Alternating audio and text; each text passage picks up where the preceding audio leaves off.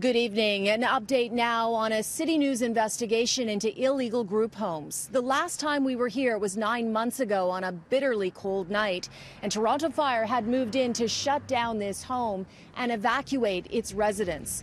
Now, we started our series into illegal group homes months ago when we obtained an OPP report, a confidential report that detailed shocking living conditions. Residents sleeping on floors, on mattresses, urine-soaked mattresses, filthy conditions, inadequate water and food, and medical conditions.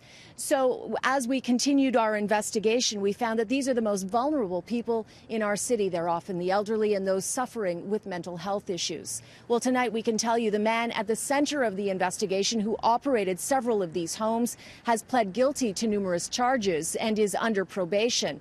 But as we find, the problem of illegal group homes is far from over. The fridge is locked, so they don't have access to food whenever they want. They're given what they get when they get it. She was called names. I don't think anybody should be living in those conditions. I think she probably might have been better off on the street.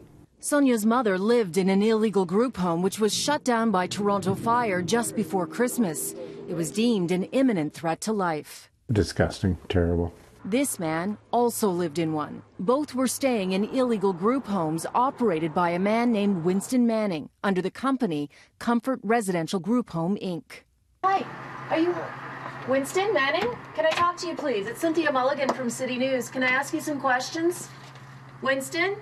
Manning was just convicted of numerous fire code violations involving 6 Scarborough properties and fined more than $80,000.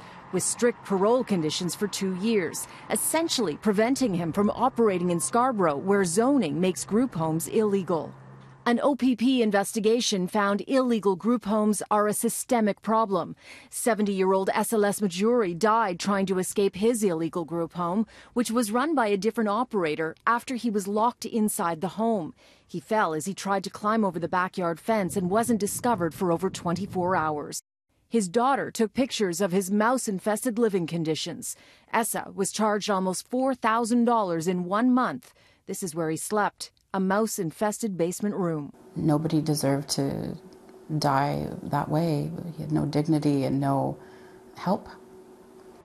Emergency officials are reluctant to shut down the illegal homes, knowing full well a lack of affordable housing and long-term care beds means there is nowhere for the residents to go, other than shelters or the streets.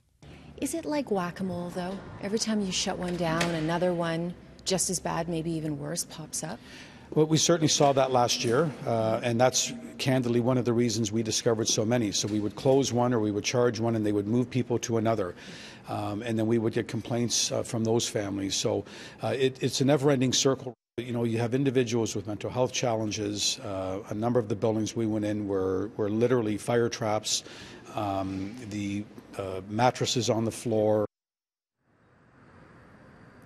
In fact, Toronto Fire discovered this past summer that there was a new operator operating new illegal group homes in this Scarborough area. Now, City News challenged the previous Liberal government multiple times over why it allowed these illegal group homes to continue to operate in plain sight.